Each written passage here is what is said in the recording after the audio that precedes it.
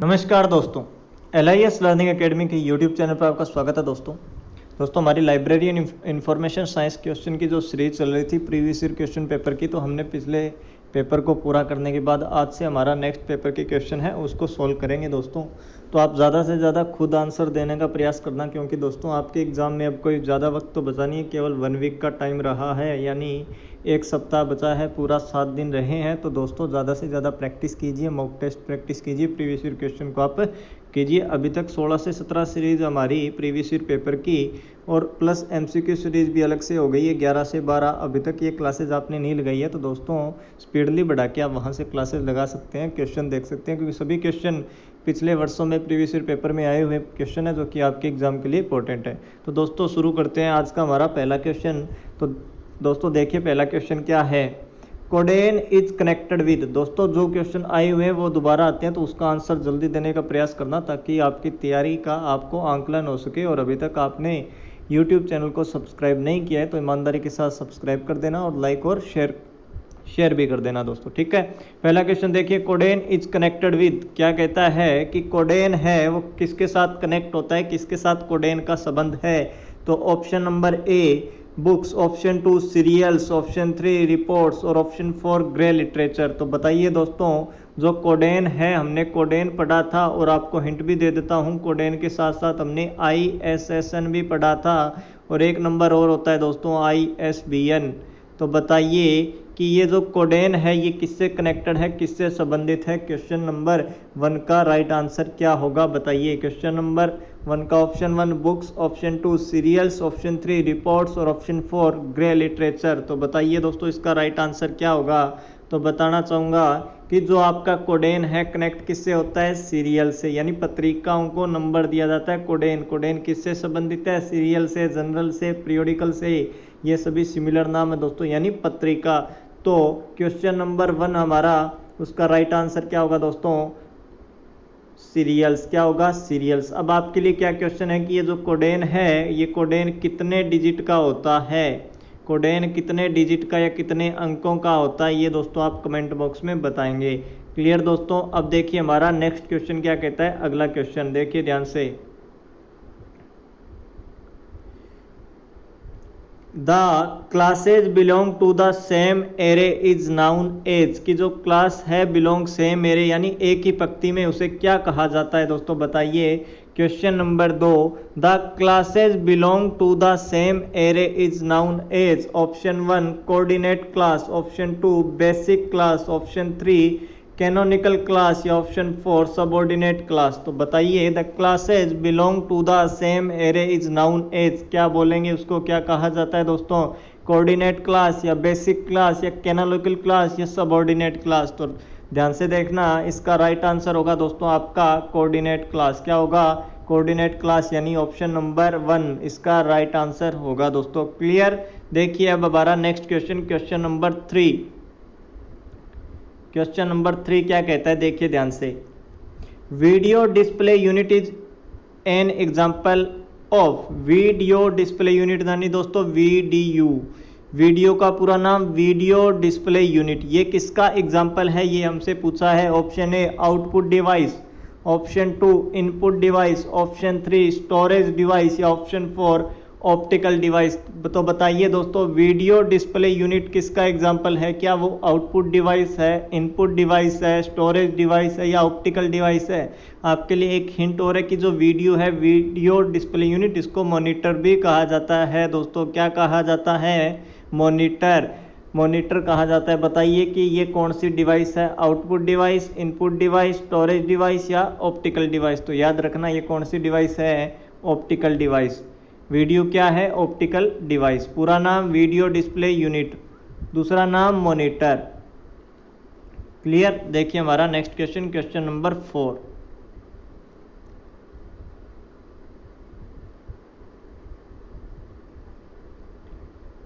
देखिए दोस्तों next question क्या कहता है।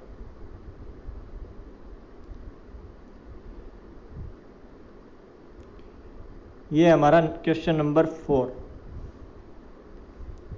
क्वेश्चन नंबर 4 कि grouping of documents having the same या similar subject content is called, कि जो डॉक्यूमेंट्स का समूह है उसके अंदर सेम या सिमिलर जो सब्जेक्ट है उनका जो कंटेंट है उसको क्या कहा जाएगा दोस्तों, यानी आप उसको अलग अलग करोगे तो क्या बोला जाएगा। Option 1 library cataloguing, option 2 library classification, option 3 library notation और ऑप्शन 4 लाइब्रेरी शेड्यूल्स। तो बताइए दोस्तों, grouping of documents having the same या similar subject content is called, तो आपको जैसा कि पता है क्या बोला जाता है, लाइब्रेरी क्लासिफिकेशन यानी पुस्तकालय वर्गीकरण। क्या बोला जाता है, पुस्तकालय वर्गीकरण। वर्गीकरण दोस्तों मेन क्लासेज में डिवाइड किया जाता है और मेन क्लासेज क्या है, सब्जेक्ट। क्या होती है, सब्जेक्ट दोस्तों। वो किसके माध्यम से हो सकता है possible, library classification, library classification. Next question देखिए हमारा अगला क्वेश्चन, ध्यान से देखना दोस्तों, बताइए इसका राइट आंसर क्या होगा। क्वेश्चन है कि the Europa word of learning is a, कि यूरोपा वर्ड ऑफ लर्निंग है वो एक क्या है। ऑप्शन ए इंस्टीट्यूशनल डायरेक्टरी, सभी को पता है दोस्तों वर्ड ऑफ लर्निंग डायरेक्टरी है, लेकिन क्वेश्चन क्या है, the Europa word of learning. Option 1 institutional directory, option 2 telephone directory, option 3 professional directory और ऑप्शन 4 टोपोग्राफिकल डायरेक्टरी। तो बताइए the Europa word of learning is a, कौन सी डायरेक्टरी दोस्तों, कौन सा ऑप्शन इसका राइट आंसर होगा, बताइए आपकी the Europa word of learning is a. तो बताना चाहूंगा इसका राइट आंसर होगा दोस्तों आपका इंस्टीट्यूशनल डायरेक्टरी, यानी ऑप्शन नंबर 1 क्या होगा, ऑप्शन नंबर 1 इसका राइट आंसर होगा दोस्तों, कि the Europa word of learning क्या है, इंस्टीट्यूशनल डायरेक्टरी है, निर्देशिका है, संस्थागत निर्देशिका। हिंदी की बात करें तो क्या बोलेंगे, संस्थागत निर्देशिका। क्या बोलेंगे, संस्थागत निर्देशिका। अब ये क्वेश्चन आपके लिए है कि जो ये डायरेक्टरी है ये इंफॉर्मेशन सोर्सेज का कौन सा सोर्सेज है, प्राइमरी है, सेकेंडरी है या टेरिटरी है, ये आप बताओगे दोस्तों, आप कमेंट बॉक्स में बताओगे कि डायरेक्टरी किस प्रकार का सोर्सेज है। नेक्स्ट क्वेश्चन देखिए आपके लिए, नेक्स्ट क्वेश्चन ये है दोस्तों, next question, census of India is type of, census of India या सेंसस ऑफ इंडिया दोस्तों type of. Option 1 statistical sources of information, geographical sources of information, current sources of information या bibliographic sources of information. तो जनगणना, तो दोस्तों भारत की जनगणना आ जाए तो बताइए ये किस प्रकार का है, जनगणना में क्या क्या आंकड़े आते हैं ये आपको पता है। तो क्वेश्चन नंबर 6 का राइट आंसर क्या होगा, स्टैटिस्टिकल सोर्सेज ऑफ इंफॉर्मेशन होगा, या option 2 geographical sources of information या करंट सोर्स ऑफ इंफॉर्मेशन, या ऑप्शन 4 बिब्लियोग्राफिकल सोर्सेज ऑफ इंफॉर्मेशन। तो बताना चाहूँगा दोस्तों census of India is a type of statistical sources of information, क्योंकि दोस्तों इसमें डिस्क्रिप्टिव भी डाटा आता है, इसमें आंकड़े भी आते हैं, उसमें न्यूमेरिकल भी आता है, उसमें दोस्तों सभी नंबर्स का प्रयोग किया जाता है, यानी आंकड़ों से रिलेटेड जो भी होता है दोस्तों वो स्टैटिस्टिकल सोर्सेज होता है। क्या होता है, सांख्यिकीय, सांख्यिकीय स्रोत होता है जो कि है सेंसस ऑफ इंडिया। अब देखिए हमारा नेक्स्ट क्वेश्चन क्या कहता है,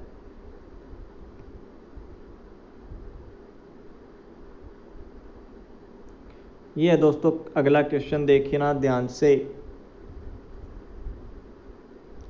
विच प्रिंसिपल सेज, कौन सा सिद्धांत ये कहता है, दैट की provision should be made for alternative places. Option 1 principle of calculation, option 2 principle of coordination, option 3 principle of literary warrant और option 4 principle of relativity of class. तो बताइए which principle says that provision should be made for alternative places. तो दोस्तों इसका right answer क्या होगा, principle of relativity of class. तो option number आपका कौन सा राइट होगा, ऑप्शन नंबर 4 इसका राइट होगा दोस्तों, कि provision should be made for alternative places. कौन सा principle, principle of relativity of class दोस्तों। क्लियर। अब देखिए हमारा अगला question, next question, question number 8 क्या कहता है कि principle of osmosis is relevant to, कि प्रिंसिपल ऑफ ऑस्मोसिस है वो किससे संबंधित है, किससे रिलेटेड है। तो बताना है दोस्तों, option 1 reclassification, option 2 acquisition, option 3 preservation या ऑप्शन 4 स्टॉक टेकिंग। तो हमने पढ़ा है दोस्तों कि प्रिंसिपल ऑफ ऑस्मोसिस किससे रिलेटेड है, रिपीटेड भी क्वेश्चन है। तो बताइए इसका आंसर क्या होगा, कौन सा ऑप्शन राइट आंसर होगा, रिक्लासिफिकेशन या एक्विशन या प्रिजर्वेशन या स्टॉक टेकिंग। तो बताइए प्रिंसिपल ऑफ ऑस्मोसिस कौन से रिलेटेड है, ये किससे रिलेटेड है? तो बताना चाहूँगा दोस्तों, प्रिंसिपल ऑफ ऑस्मोसिस रिलेटेड किससे है? रिक्लासिफिकेशन से, यानी पुनः वर्गीकरण से, पुनः वर्गीकरण से। तो दोस्तों वर्गीकरण और सूचीकरण के जितने सिद्धांत और उपसूत्र यानी कैनन्स हैं उनको अच्छे से रीड करके जाना है, क्योंकि उससे रिलेटेड हर एक एग्जाम में 1 से 2 क्वेश्चन आते ही आते हैं। क्लियर दोस्तों? अब देखिए हमारा नेक्स्ट क्वेश्चन,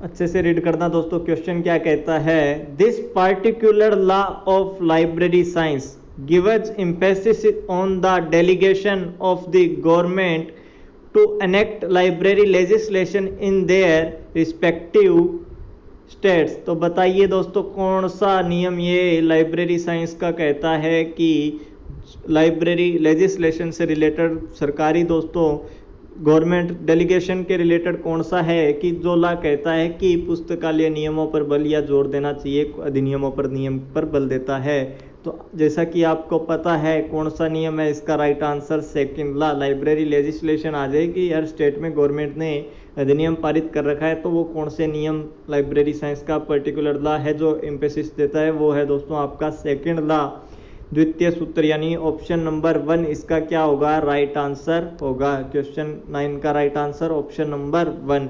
क्लियर? अब देखिए नेक्स्ट क्वेश्चन दोस्तों, इंपॉर्टेंट क्वेश्चन, मार्क से रिलेटेड हर एक एग्जाम में एक क्वेश्चन आता है। तो आपको भी मैंने पहले बताया था कि मार्क के जितने टेक्स्ट हैं उनको अच्छे से रीड कर लेना। अब देखिए question number 10, mark 21 is a standard for, कि जो मार्क 21 है वो किसके लिए स्टैंडर्ड के मार्क कौन सा मानक है? Option 1 radio frequency data, option 2 CD रोम डाटा, ऑप्शन 3 बिबिलियोग्राफिक डाटा, या ऑप्शन 4 बिबिलियोग्राफी डाटा। तो बताइए mark 21 is a standard for option 1, option 2, option 3 या ऑप्शन 4। तो बताइए आपके क्वेश्चन नंबर 10 का राइट आंसर कौन सा होगा दोस्तों? बताइए कौन सा राइट आंसर होगा? तो याद रखना mark 21 is standard for bibliographic data. कौन सा data? Bibliographic data, option number 3 क्या होगा? राइट आंसर होगा दोस्तों। क्लियर? अब देखिए हमारा अगला क्वेश्चन यानी next question, in cataloguing the square brackets are use, कि जो स्क्वायर ब्रैकेट, ये भी रिपीटेड क्वेश्चन है दोस्तों, कि सूचीकरण में जब हम ये स्क्वायर ब्रैकेट का यूज करते हैं तो इसका यूज किस लिए किया जाता है? ऑप्शन 1 देखिए ध्यान से, to enclose the details of printed या manufacture, option 2 to enclose series statements, option 3 to enclose statement of accompanying material, या option 4 to enclose information taken from outside. तो बताइए स्क्वायर ब्रैकेट का इनमें से कौन से में यूज किया करेंगे, कौन सी चीज़ के लिए यूज किया जाता है, कौन सा ऑप्शन राइट होगा? ये क्वेश्चन हमने पढ़ा भी है दोस्तों, रिपीटेड भी क्वेश्चन है। तो बताइए सूचीकरण में स्क्वायर ब्रैकेट का यूज किस लिए किया जाता है? तो याद रखोगे कि to enclose information taken from outside, कि बाहर से ली गई जो सूचना होती है उसको स्क्वायर ब्रैकेट में लिखा जाता है लाइब्रेरी कैटालॉगिंग में, जब दोस्तों हमें एंट्रीज बनाते हैं उस टाइम। क्लियर? अब देखिए हमारा नेक्स्ट क्वेश्चन क्या कहता है दोस्तों, अगला क्वेश्चन अच्छे से देखिए, in colon classification parenthesis is used to indicate, कि ये जो है ब्रैकेट पैरेंथेसिस जो है इसका यूज किसके लिए कोलन क्लासिफिकेशन में किया जाता है, या किसको इंडिकेट करता है दोस्तों? जैसा कि आपको पता है कोलन क्लासिफिकेशन में बहुत सारी डिवाइसेस का यूज किया जाता है, विधियों का यूज किया जाता है, जिसमें ये आ जाती है एक geographical device, chronological device, subject device, classic device. तो इनमें से जो ये है पैरेंथेसिस, इसका यूज किसको इंडिकेट करने के लिए, किस डिवाइस में इसका यूज किया जाता है? तो याद रखना दोस्तों, जैसे कोई टाइटल आता है मेडिकल लाइब्रेरी, क्या है आपका टाइटल होता है जैसे मेडिकल लाइब्रेरी, ये इसका हमें क्लास नंबर बनाना है। तो आपको पता है इसमें लाइब्रेरी साइंस में मेन क्लास आ गई, मेडिकल भी आ गई। तो कैसे बनाओगे इसका, तो क्या हो जाता है, इसके लिए सब्जेक्ट डिवाइस का यूज करेंगे। सबसे पहले टू किसका लिख देंगे, लाइब्रेरी साइंस का, फिर ब्रैकेट में क्या लिख देंगे, एल, किसके लिए, मेडिकल के लिए। तो 2L दोस्तों ये मेडिकल लाइब्रेरी का हम नंबर बना देते हैं। क्लियर। तो ये एक तरह से जो ब्रैकेट में लिखते हैं इसका यूज किसके लिए होता है, सब्जेक्ट डिवाइस के रूप में होता है। तो राइट आंसर क्या होगा दोस्तों इसका, सब्जेक्ट डिवाइस। क्या होगा इसका राइट आंसर, सब्जेक्ट डिवाइस। यानी दूसरी डिवाइस, दूसरे विषय को जब शामिल करते हैं तो वो ब्रैकेट या पैरेंथेसिस में लिखा जाता है। क्लियर। नेक्स्ट क्वेश्चन दोस्तों आपका अगला क्वेश्चन कि लिसा स्टैंड्स फॉर, लिसा का पूरा नाम क्या है। Option 1 library and information science abstracts, option 2 library and information science abbreviations, option 3 library and information science acts, और option 4 leisure in science administration. तो बताइए LISA stands for option 1, option 2, option 3 या option 4, कौन सा इसका राइट आंसर होगा। तो याद रखना कि इसका राइट आंसर होगा दोस्तों library and information science abstract यानी लिसा। अब आपके लिए क्या क्वेश्चन है कि लिसा की आवृत्ति क्या है, फ्रीक्वेंसी क्या है, कितने टाइम में प्रकाशित होती है, कमेंट बॉक्स में आप बताओगे दोस्तों। क्लियर। अब देखिए next question, guide to Indian periodical literature, guide to Indian periodical literature is publishing as, कि जो guide to Indian periodical literature है वो कितने समय में पब्लिश होती है, यानी फ्रीक्वेंसी पूछा है इसकी। क्या पूछा है दोस्तों, फ्रीक्वेंसी, आवृत्ति। Option 1 quarterly, option 2 half yearly, option 3 monthly और ऑप्शन 4 ईयरली। तो मैंने बताया भी था दोस्तों आपको इंफॉर्मेशन सोर्सेज में जनरल सीरियल्स जो हैं, लिटरेचर्स हैं, उनकी क्या पूछी जाती है, फ्रीक्वेंसी पूछी जाती है। तो आपके सामने आ गया guide to Indian periodical literature is publishing as, option 1 quarterly, option 2 half yearly, option 3 monthly, option 4 yearly. तो बताइए इसका राइट आंसर क्या होगा। तो याद रखना guide to Indian periodical literature is publishing as monthly, यानी मासिक हर एक महीने से प्रकाशित होती है। कौन सी, गाइड टू इंडियन। ठीक है। अब देखिए नेक्स्ट क्वेश्चन दोस्तों, हमारा अगला क्वेश्चन क्या कहता है, the basic subject biochemistry is formed by. अब फॉर्मेशन ऑफ सब्जेक्ट से रिलेटेड आ गया, विषय निर्माण की पद्धतियों से, विधियों से संबंधित क्वेश्चन आ गया कि जो सब्जेक्ट है बायोकेमिस्ट्री वो किससे बना है, फॉर्मेट किससे हुआ है। Option A agglomeration, option B fusion, option 3 fission और ऑप्शन 4 क्लस्टर। और ये हमने पढ़ा भी था बायोकेमिस्ट्री किससे बना है। तो बताइए दोस्तों इसका राइट आंसर क्या होगा। हमने पिछले जितने भी सीरीज क्वेश्चन किए है उनमें ये क्वेश्चन रिपीटेड क्वेश्चन है। तो बायोकेमिस्ट्री किस विषय निर्माण की किस पद्धति विधि से बना है, फॉर्मेट हुआ है, ये आपको बताना है। तो याद रखना फ्यूजन। क्या याद रखोगे, फ्यूजन याद रखोगे कि इससे बना है क्या, बायोकेमिस्ट्री सब्जेक्ट। क्लियर। अब देखिए नेक्स्ट क्वेश्चन,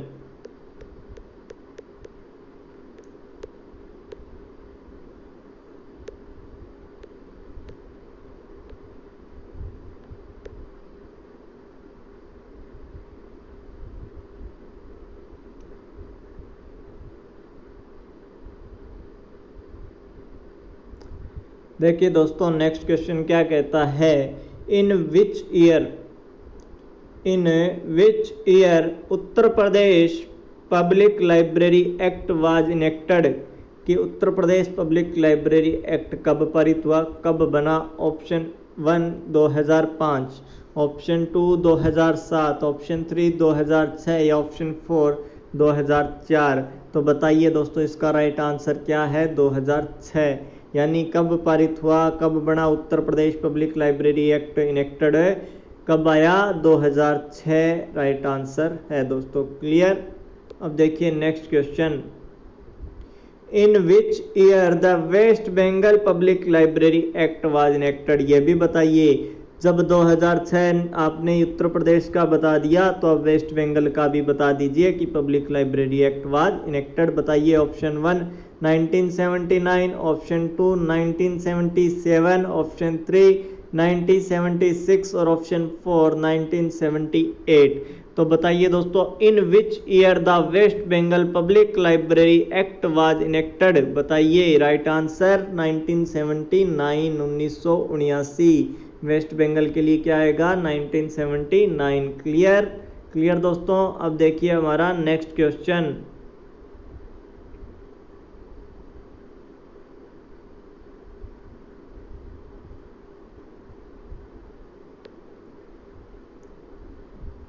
क्या कहता है कि in which year Indian Association of Special Libraries and Information Centre यानी आइजलिक वाज फॉर्मड। सीधा सीधा क्वेश्चन है कि आइजलिक जो है वो कब बना, आइजलिक कब फॉर्मड हुआ। आइजलिक आपको पता है, ऑप्शन 1 1956 या ऑप्शन 2 1955 या ऑप्शन 3 1954 या ऑप्शन 4 1953 1953। तो पता है आइजलिक जो है वो कब बना दोस्तों 1955 में। कब 1955 में। क्लियर। तो राइट आंसर 1955 1955 इसका राइट आंसर होगा। अब देखिए नेक्स्ट क्वेश्चन कि optic fibres are made of. Question number 19 कि optic fibres are made of. कि ऑप्टिक जो फाइबर है, ऑप्टिकल फाइबर्स दोस्तों तारे हैं, वो किसकी बनी होती है, तो ये बताना है। ऑप्शन 1 है पॉलिस्टर स्ट्रिंग्स, ऑप्शन 2 है कॉपर वायर्स, ऑप्शन 3 है फाइन ग्लास स्टैंड्स और ऑप्शन 4 है अलॉय।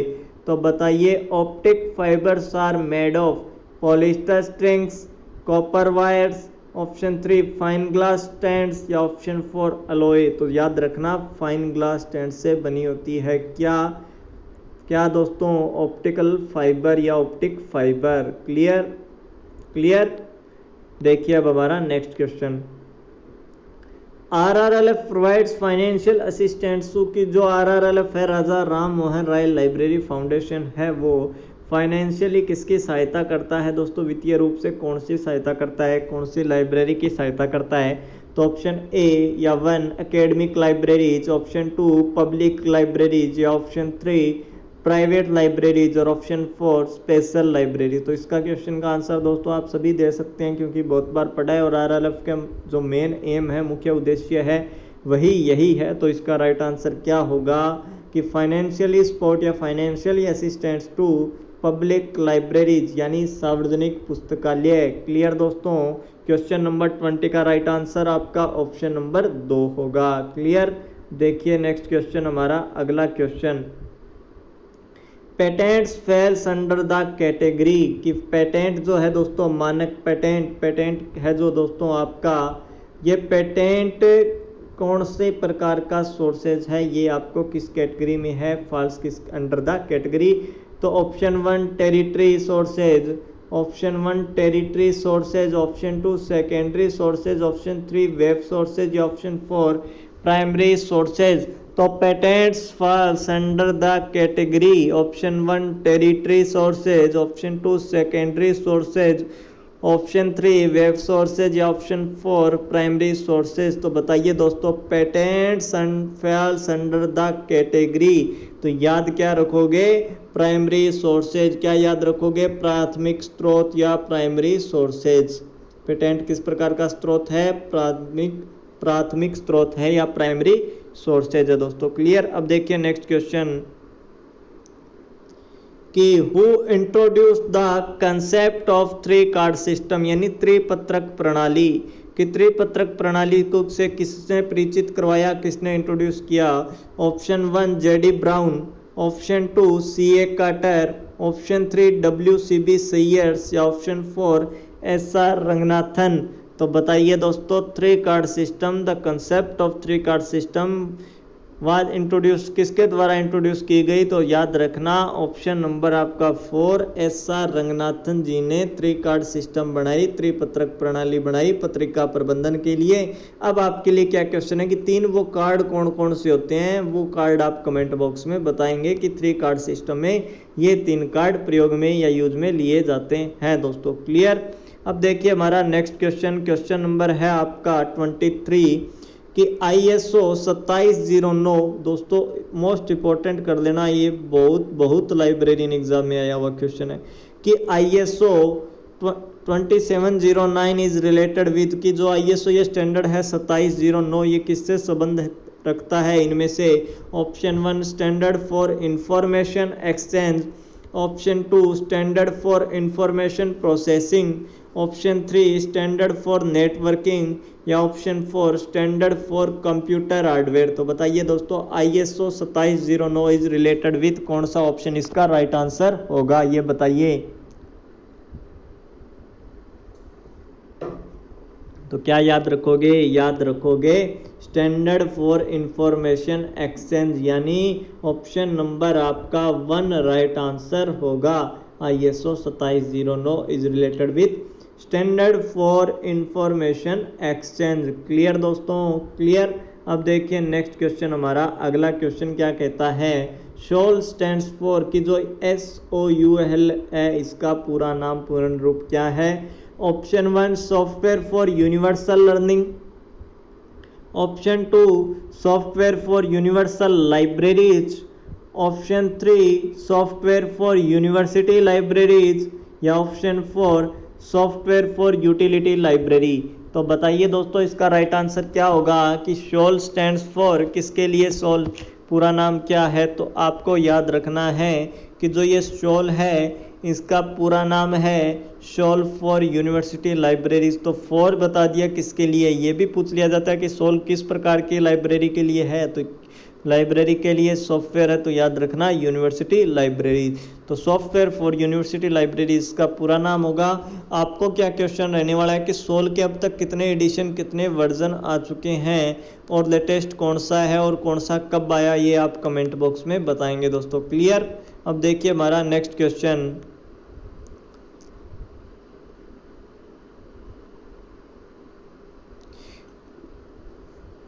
क्या कहता है क्वेश्चन, देखिए क्वेश्चन नंबर आपका 25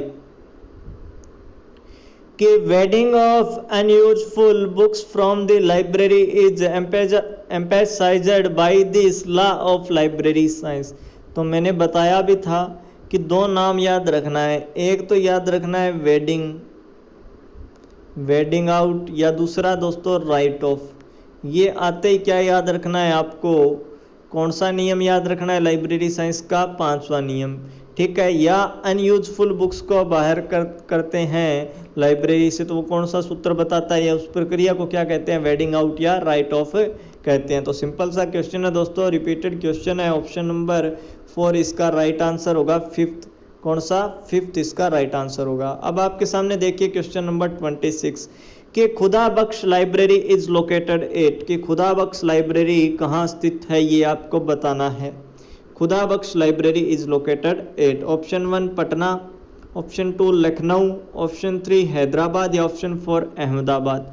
तो ये तो आप बता ही सकते हो कि खुदा बख्श लाइब्रेरी कहाँ स्थित है दोस्तों? पटना में स्थित है। कब बनी? 1891 में बनी। किसने बनाई? मौलवी खुदा बख्श द्वारा बनाई गई। कहाँ स्थित है? पटना में दोस्तों। क्लियर। अब देखिए हमारा next question, every book its reader is ए, कि एवरी बुक इट्स रीडर, ये नियम कौन सा है लाइब्रेरी साइंस का कि प्रत्येक पुस्तक को पाठक मिले या प्रत्येक पुस्तक को पाठक पढ़े? Option 1 4th law of library science, option 2 5th law of library science, या option 2 2nd law of library science, या option 4 3rd law of library science. तो याद रखना every book its reader is a दोस्तों 3rd law of library science, यानी तीसरा नियम पुस्तकालय विज्ञान का है। क्लियर। अब देखिए next question, ALU is a capable of, कि जो ALU है वो किसके लिए कैपेबल है? Option 1 controlling operation, option 2 performing calculation, option 3 storage data, या ऑप्शन 4 मॉनिटरिंग सिस्टम। तो ALU आपको पता है दोस्तों कंप्यूटर के लिए यूज है, और ALU का पूरा नाम अर्थमेटिक लॉजिकल यूनिट या अर्थमेटिक लॉजिक यूनिट होता है, जो कि किसके लिए कैपेबल है? Controlling operation, option 2 performing calculation, option 3 storage data, option या ऑप्शन 4 मॉनिटरिंग सिस्टम। इसका आंसर क्या होगा दोस्तों? परफॉर्मिंग कैलकुलेशन, क्योंकि अर्थमेटिक लॉजिक यूनिट नाम में ही गणित दी गई है, कैलकुलेशन है, तो परफॉर्मिंग कैलकुलेशन के लिए ALU जे कैपेबल ऑफ दोस्तों। क्लियर। यानी ऑप्शन नंबर आपका 2 क्या होगा? राइट आंसर होगा। ऑप्शन नंबर 2 क्या होगा, राइट होगा दोस्तों। क्लियर। अब देखिए हमारा नेक्स्ट क्वेश्चन, क्वेश्चन नंबर 29। ये है दोस्तों क्वेश्चन नंबर आपका 29। Which law of library science restated with emphasis on information as a dynamic continuum and never ending phenomenon? तो बताइए कौन सा नियम है ये। Which law of library science restated with emphasis on information as a dynamic continuum and never ending phenomenon? Option 1 second law, option 2 fourth law, option 3 third law, option 4 fifth law. तो क्या होगा राइट आंसर इसका, fifth law. Fifth law इसका right answer होगा दोस्तों। Clear. अब देखिए हमारा नेक्स्ट क्वेश्चन क्या कहता है, अगला क्वेश्चन क्या कहता है कि टेम्पलेट इज ए, कि जो टेम्पलेट है वो क्या है। ये भी रिपीटेड क्वेश्चन है दोस्तों। Option 1 assembler program, option 2 structured specification, option 3 input output major, या ऑप्शन 4 रिकर्सिव रूटीन। तो बताइए टेम्पलेट इज ए कौन सा ऑप्शन राइट होगा दोस्तों। ये आपके लिए क्वेश्चन है, बताइए कौन सा ऑप्शन राइट होगा।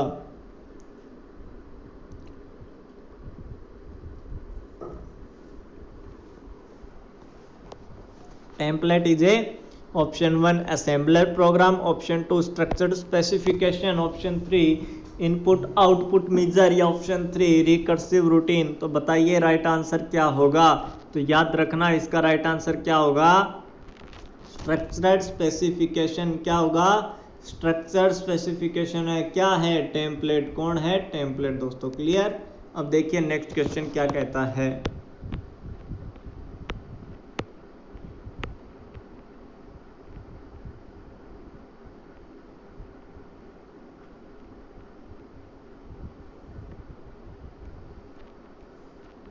ये हमारा next question. A system of numbers used to represent the classes oblique sub classes in a library classification scheme is a called.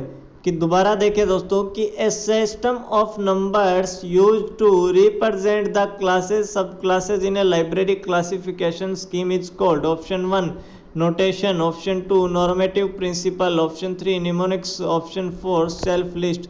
तो आपको पता है कि जो क्लासेस सब क्लासेस लाइब्रेरी क्लासिफिकेशन में रिप्रेजेंट करता है, नोटेशन अंकन का प्रयोग किया जाता है। किसका प्रयोग किया जाता है, अंकन, अंकन यानी नोटेशन। तो ऑप्शन नंबर 1 इसका राइट आंसर होगा नोटेशन दोस्तों। क्लियर। क्या होगा राइट आंसर, नोटेशन। क्लियर। अब देखिए हमारा अगला क्वेश्चन क्या है।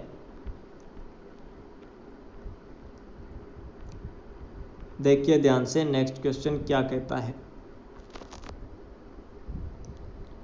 यह दोस्तों हमारा क्वेश्चन कि word processing package have facility for merging documents generally known as. कि जो वर्ड प्रोसेसिंग पैकेज है वो दोस्तों एक फैसिलिटी देता है डॉक्यूमेंट्स को मर्ज करने का। तो उसको जनरली क्या कहा जाता है, सामान्यतः क्या कहा जाता है, ये हमें बताना है। Option 1 mail sending, option 2 mail merge, option 3 shell documents, option 4 word processing. तो बताइए इसका राइट आंसर क्या होगा। तो याद रखना मेल मर्ज कहा जाता है इसको। क्या कहेंगे, mail merge. Clear. Mail merge क्या होगा दोस्तों, मेल मर्ज यानी एक साथ जोड़ देना, मर्ज कर देना। अब देखिए हमारा next question, question number 33। ILL stand for, कि जो ILL है वो किसके लिए पूरा नाम, इसका पूर्ण रूप क्या है, किसके लिए स्टैंड्स है। ऑप्शन 1 है इंटरनेट लाइब्रेरी लोन, ऑप्शन 2 है इंट्रा लाइब्रेरी लोन, ऑप्शन 3 है इंट्रा लाइब्रेरी लोन, और ऑप्शन 4 है दोस्तों आपका इंटर लाइब्रेरी लोन।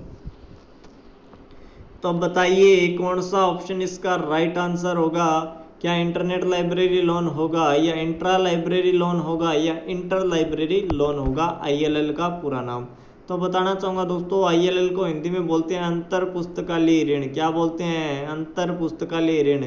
इसी नाम से इंटर लाइब्रेरी लोन से नाम क्या बना था दोस्तों, लाइब्रेरी कोऑपरेशन यानी पुस्तकालय सहयोग, और उसके बाद में रिसोर्स शेयरिंग संसाधन सहभागिता। तो क्वेश्चन नंबर 33 का राइट आंसर है इंटर लाइब्रेरी लोन, अंतर पुस्तकालय ऋण इसका राइट आंसर होगा दोस्तों। क्लियर। अब देखिए हमारा क्वेश्चन नंबर 34।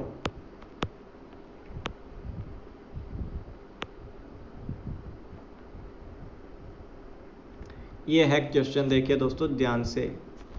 क्वेश्चन नंबर 34 कहता है कि which law of the following lead to application of scientific method in cataloguing, कि which law of the following lead to application of scientific method in कैटालॉगिंग।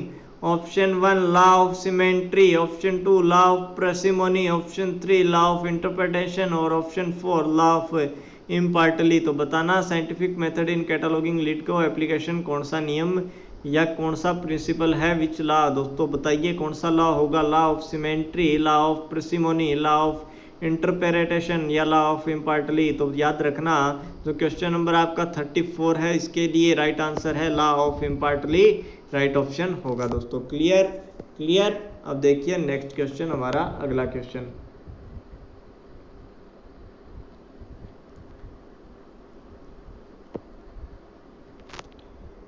Question number 35। In cataloguing card the heading section या leading section starts from, कि जो cataloguing card के अंदर जो heading section और leading section है वो कहाँ से शुरू होते हैं। Option 1 first indention, option 2 fourth indention, option 3 second या ऑप्शन 4 थर्ड। तो जैसा कि दोस्तों आपको पता होगा कि इस तरह का लाइब्रेरी जो कैटालॉग कार्ड होता है, इस तरह का देखना, किस तरह का होता है, इस तरह का। अब देखिए कैसे होता है कार्ड, ये कार्ड है जैसे ये फर्स्ट वर्टिकल, ये सेकंड वर्टिकल और लीडिंग लाइन। जो यहाँ से शुरू होता है फर्स्ट वर्टिकल तो उसे बोलते हैं दोस्तों फर्स्ट इंडेशन या फर्स्ट वर्टिकल। जो यहाँ से शुरू होता है उसको बोलते हैं सेकंड इंडेशन या सेकंड वर्टिकल।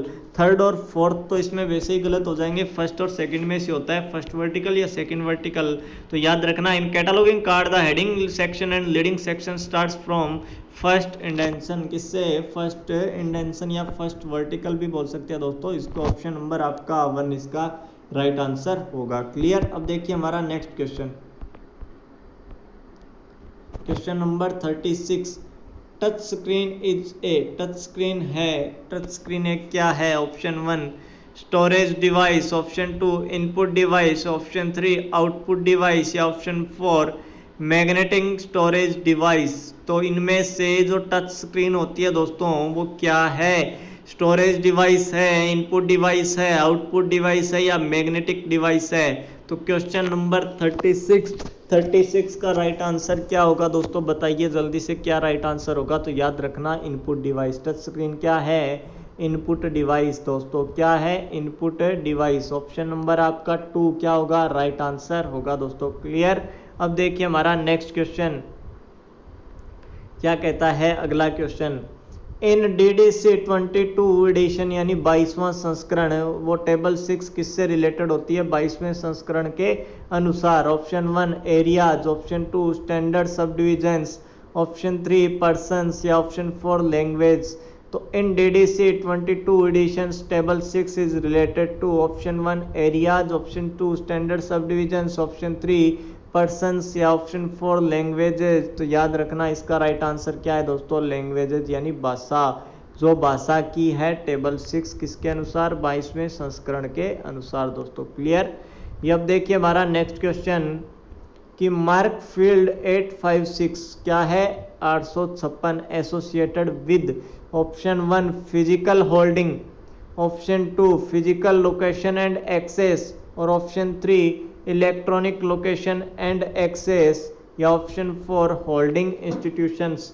तो मार्क फील्ड 856 किसके साथ जुड़ा है, किसके साथ संबंध है, एसोसिएटेड है।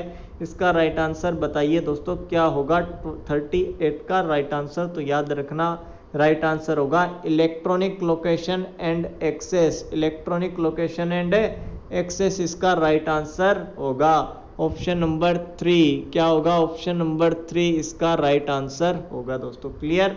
अब देखिए हमारा next question, analytical entry is prepared for, कि जो एनालिटिकल एंट्री है बनाई जाती है वो किसके लिए तैयार बनाई जाती है, तैयार की जाती है। ऑप्शन 1 मोर देन 4 ऑथर्स यानी 4 से ज़्यादा लेखक हो तब, या option 2 full document, option 3 alternative title, या option 4 part of a document. तो बताइए analytical entry is prepared for option 1, option 2, option 3 या ऑप्शन 4। कौन सा ऑप्शन राइट होगा दोस्तों क्वेश्चन नंबर 39 का? तो याद रखना part of a document, analytical entry किसके लिए? पार्ट ऑफ ए डॉक्यूमेंट, यानी ऑप्शन नंबर 4 इसका राइट आंसर होगा। अब देखिए हमारा नेक्स्ट क्वेश्चन, ये दोस्तों ओल्ड हो गया क्वेश्चन, उसके बाद से करेंगे नेक्स्ट क्वेश्चन। अगला क्वेश्चन है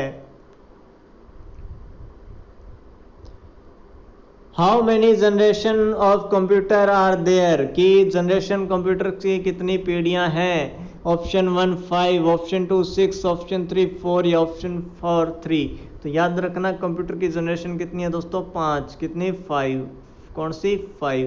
तो ऑप्शन नंबर इसका राइट आंसर क्या होगा? Option number 1 5। क्या होगा? 5। और पांचवी में क्या है? एआई है। एआई यानी आर्टिफिशियल इंटेलिजेंस पर आधारित है, बेस्ड है पांचवी जनरेशन। क्लियर।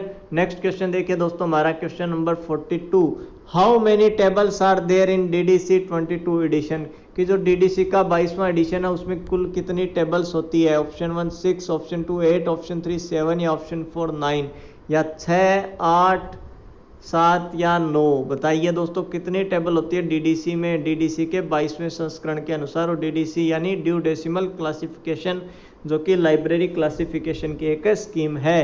तो बताइए क्वेश्चन नंबर 42 का राइट आंसर क्या होगा? 7। क्या होगा? 7। कितनी टेबल? 7 टेबल। अब देखिए हमारा next question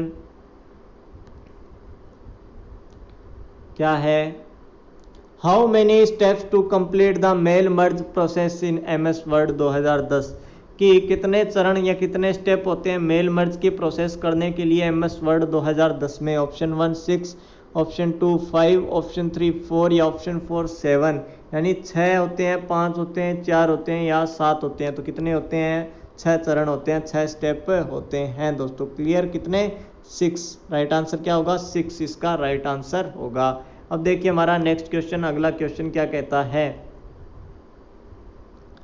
the provision of maps and additional information as a special feature in, the provision of maps and additional information as a special feature in option 1 geographical sources, कि जो map होते हैं दोस्तों, नक्शा है या उसकी नक्शे की जो सूचना है, एडिशनल अन्य जानकारियां हैं, ये जो स्पेशल फीचर है ना, ये किस में मिलते हैं? Option 1 geographical sources, option 2 statistical sources, या ऑप्शन 4 बायोग्राफिकल सोर्सेज, या ऑप्शन 4 बिबिलियोग्राफिकल सोर्सेज। तो ये तो पता ही है दोस्तों आपको कि भौगोलिक संरचना के बारे में भौगोलिक जानकारी हमें बताएगा जियोग्राफिकल सोर्सेज। तो ऑप्शन नंबर 1 ही इसका राइट आंसर हो जाएगा, जियोग्राफिकल सोर्सेज दोस्तों। क्लियर। अब देखिए क्वेश्चन नंबर हमारा अगला क्या है 45, कि द टर्म इंफॉर्मेशन रिट्रीवल। दोस्तों इसका आंसर आप ही बताएंगे, क्योंकि ये क्वेश्चन मैंने अब तक 5 से 6 क्लास में तो रिपीट हो गया है, यानी 5 से 6 लाइब्रेरियन एग्जाम में तो एक क्वेश्चन आ गया है बार बार। तो information retrieval was coined bye, retrieval दोस्तों सूचना पुनः प्राप्ति होता है, पूरा नाम इसका हिंदी में। तो ये किसने कॉइन किया था? Option 1 Paul outlet, option 2 kelvin movers, option 3 HP लुहान, या ऑप्शन 4 AC फोस्केट।